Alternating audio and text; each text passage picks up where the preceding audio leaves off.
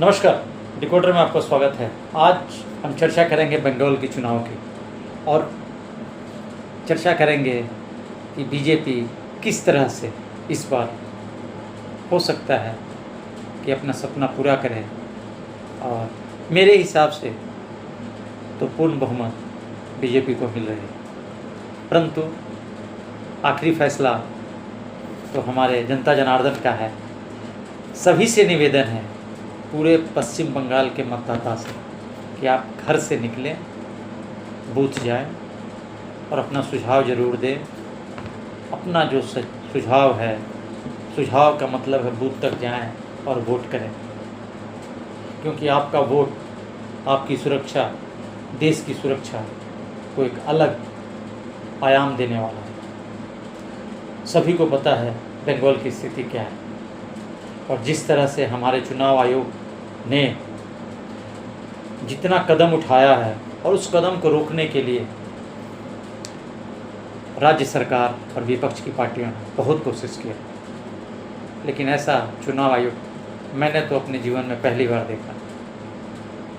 जिस तरह से और जिस एक प्लानिंग के तहत उन्होंने जितनी बाधाएं खड़ी की गई राज्य सरकार के द्वारा, विपक्ष के द्वारा, उन सब का काट निकाल कर और चुनाव को शांतिपूर्ण कराने के लिए जो कदम, सख्त कदम कहिए, उठाया है, वाकई सराहनीय है।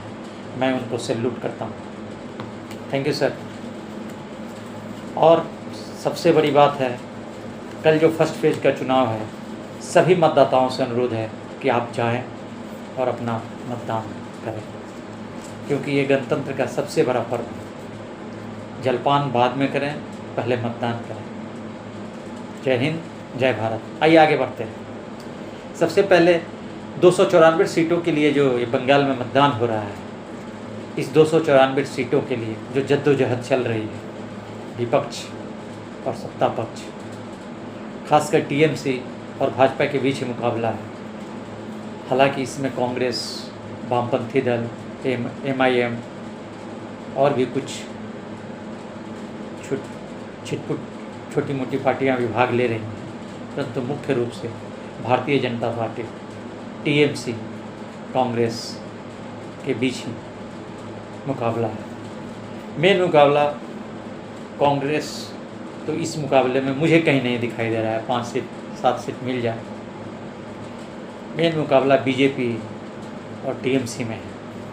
हालांकि इस बार मेरे हिसाब से आज तक का जो भी रुझान है, जो भी लोगों के मन में जो कुछ भी हमें पता चला है अपने सूत्रों से, उसके हिसाब से ऐसा लगता है कि बीजेपी 160-170 तक सीट ले जा सकती है और एक सशक्त सरकार देने की स्थिति में होगी। खैर, आगे का जो रिजल्ट है वो तो महादेव जाने, परंतु जो कुछ हमारे मित्रों ने और प्रेस में जो भी आया है, जिन्हें हम अच्छी तरह से जानते हैं, उन सब को मिलाकर मैंने एक छोटा सा एक आपके लिए रिपोर्ट तैयार किया है और डॉट को जोड़िए। हो सकता है कि इस बार बीजेपी अपनी सरकार में, सरकार किसी की भी बने, कोशिश यही रहेगी कि आप बूथ तक जाएं और अपना मतदान करें। मेरा यही आग्रह है आपसे। 294 विधानसभा सीट में जो इस बार टीएमसी और बीजेपी में 182 सीटों पे डायरेक्ट टक्कर है।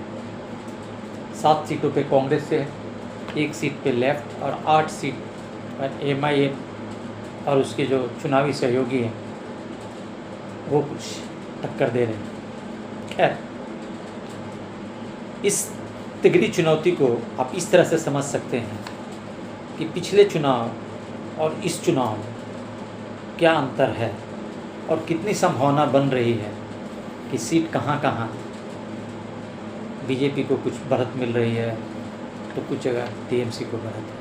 हालांकि टीएमसी को किसी भी जगह पे पहले के मुकाबले बढ़त कम है। ऐसा माना जाता था कि पहले जैसे चुनाव शुरू हो तो टीएमसी जो है उसका 96 सीट के बाद शुरू होता था। ऐसा लगता था 90 सीट, 95 सीट, कभी 80 सीट वो फिक्स रहता था कि ये तो उनका अपना है, यहाँ जीतेंगे ही जीतेंगे। लेकिन इस बार खेला हो गया। इस बार वो जो 90-96 जो सीट थी कंफर्म कि हाँ वो जीतेंगे, जिसे बोला जाता है, उस सीट पर इस बार जो 90 है वो 40 हो चुकी है और 50 सीटों पर मेरे हिसाब से बीजेपी को बढ़त मिलने वाली है। खैर, हम ये भी देखते हैं कि हो सकता है कि बहुत सारे सीटों पे रिजल्ट अलग भी आए, लेकिन जो संभावना व्यक्त की जा रही है तो ऐसा लग रहा है कि बीजेपी की सरकार बन सकती है।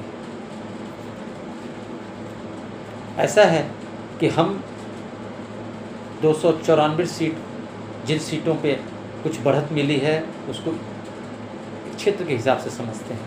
जैसे कमता रीजन 27 सीट है वहाँ विधानसभा की, जिसमें कूच बिहार, अलीद्वारपुर, जलपाईगुड़ी, कालीपोंग, दार्जिलिंग वगैरह आता है। वहाँ जो है पिछले बार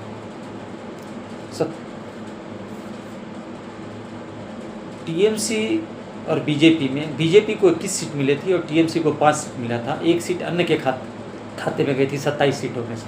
लेकिन इस बार ऐसा लगता है कि 27 का 27 सीट जो है वो बीजेपी के खाते में जा रही है। वहाँ के लोगों में जो उत्साह है वो देख कर तो मुझे यही लगता है, खैर तो आगे रिजल्ट में पता चलेगा। हम एक संभावना व्यक्त कर रहे हैं। दूसरा है कुंडू रीजन। 27 सीट वाले इस रीजन में जो है अंग्रेजन 58 सीटों का जो क्षेत्र है, जिसमें 58 विधानसभा आते हैं, इसमें आसनसोल, बर्धमान, बीरभूम, मुर्शिदाबाद जनपद है। यहाँ जो है पिछले बार 52 सीटें टीएमसी को मिली थी और 6 सीटें भाजपा को मिली थी। इस बार भी यहाँ एमआईएम कुछ सीटें ले सकता है, परंतु जिस तरह से इस बार की रैली और लोगों का रुझान लग रहा है, ऐसा लगता है कि टीएमसी जो वो 25 से 20 के बीच में सिमट जाए और भाजपा भी जो है 17-18 और 6 सीटें एमआईएम, 2 सीट कांग्रेस को मिल सकती है। इसी तरह हम जब आगे बढ़ते हैं तो दक्षिण मगध रीजन में एक 25 विधानसभा का एरिया है। इसमें पुरुलिया, बांकुरा, झारग्राम जनपद है। पिछली बार यहाँ 14 सीटें भाजपा को मिली थी और 11 सीटें टीएमसी को। जिस तरह से इस बार का माहौल है, ऐसा लग रहा है कि 25 से 25 सीटें बीजेपी निकाल ली, क्योंकि झारग्राम जैसे एरिया में एक प्लानिंग के तहत ही हमारे प्रधानमंत्री जी का रैली लगता है कि बीजेपी ने करवाई थी और इससे काफ़ी ज़्यादा हवा बदला है। और मेरा ये भी मानना है कि कल सुबह जो कोल्ड वेव एक होगा वो शायद ममता दीदी पर भारी पड़े। इसी तरह से सो रीजन में 65 विधानसभा सीट है, जिसमें मेदिनीपुर, हावड़ा ग्रामीण, हावड़ा सबको ले लीजिए, हुगली जनपद भी है। पिछली बार 65 सीटों में 62 सीटें जो है वो टीएमसी और 13 सीटें भाजपा को मिली। यह जो क्षेत्र है इसमें इस बार बहुत बड़ा खेला होगा, क्योंकि बहुत सारा वोट जो है एसआईआर के तहत भी और कुछ वैसे भी लोगों का जो है नकली वोट थे, वही एसआईआर के थ्रू काफ़ी सारा वोट पर असर पड़ेगा। साथ ही ऐसा लगता है कि इस बार जो शुभेंदु दा के नेतृत्व में बीजेपी चुनाव लड़ रही है, मुख्यमंत्री के रूप में देखा भी जा रहा है, यहाँ से बीजेपी के लिए बहुत बड़ी बढ़त मिलने वाली है। और ऐसा मेरा मानना है कि लगभग 50 सीटें बीजेपी निकाल सकती है, अगर इसी तरह वेव बरकरार रहा तो। नहीं तो 40 सीटें और 25 सीटें हो सकता है।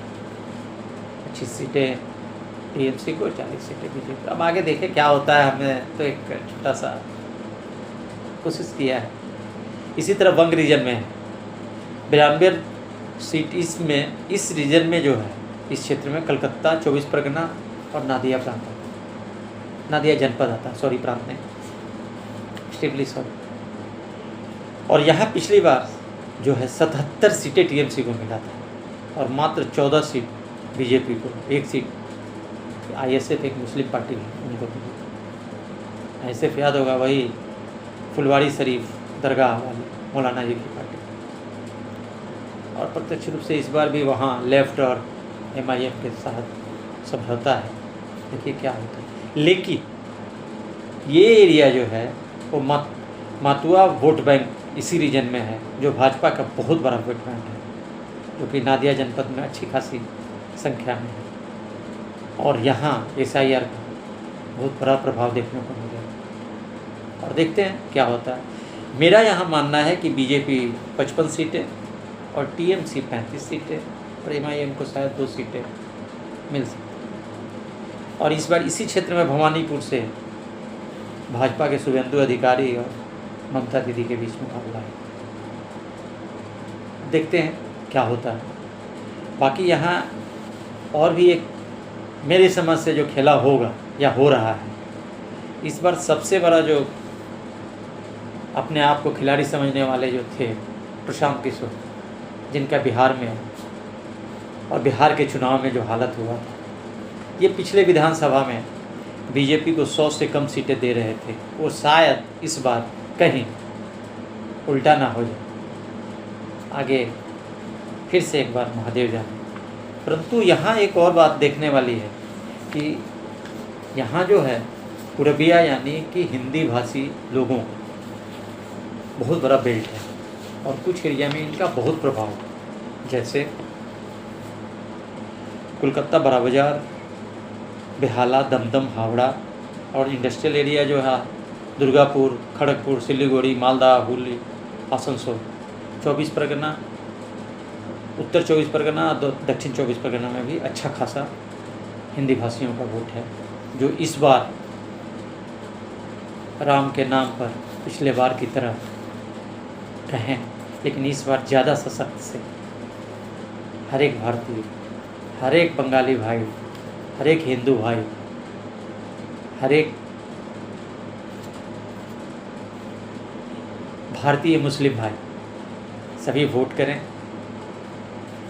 वोट सभी करें, ताकि पता तो चले, वोटिंग परसेंटेज बढ़े, कहाँ क्या हुआ उसको देखें हम। एक अनुमान कुछ लोगों ने टीएमसी को 90 से 100 सीटें, बीजेपी को 160 से 70 सीट और अन्य को 20-30 से, कई लोगों ने ऐसा कहा है। बाकी अनुमान तो 4 मई को ही पता चलेगा। लेकिन मेरा मानना है बीजेपी को 175 सीट के आसपास, 150 से 175 के बीच में, टीएमसी को 90 से 110 के बीच में, अन्य तो नहीं है। देखते हैं 4 मई को सब क्लियर होगा। बाकी सबसे बड़ी बात है कि हिंदी वोटर को लुभाने के लिए टीएमसी ने भी कुछ कोशिश किया है, जैसे हिंदी अकादमी की स्थापना, छठ पूजा, छठ जैसे महत्वपूर्ण व्रत में, त्यौहार में इन्होंने 2 दिन की छुट्टी का ऐलान करे। लेकिन दीदी के द्वारा आज तक जो भी हिंदू त्योहारों में व्यवधान हुआ है टीएमसी के कार्यकर्ता के द्वारा हो, उसे टीएमसी का ही माना जाए।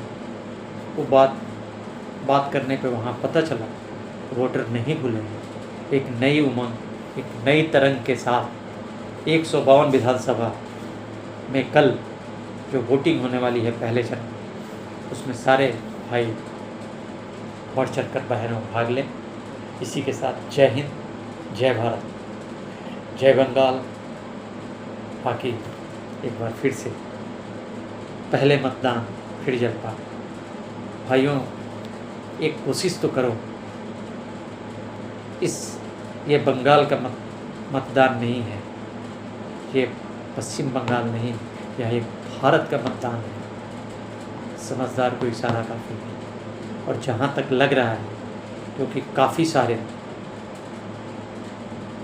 जो भी चुनाव विशेषज्ञ हैं जो वहाँ लगे पड़े हैं काफ़ी दिनों से, कि हम लोग के हमारे भाई साहब भी गए हुए थे, इससे यही पता चल रहा है इस बार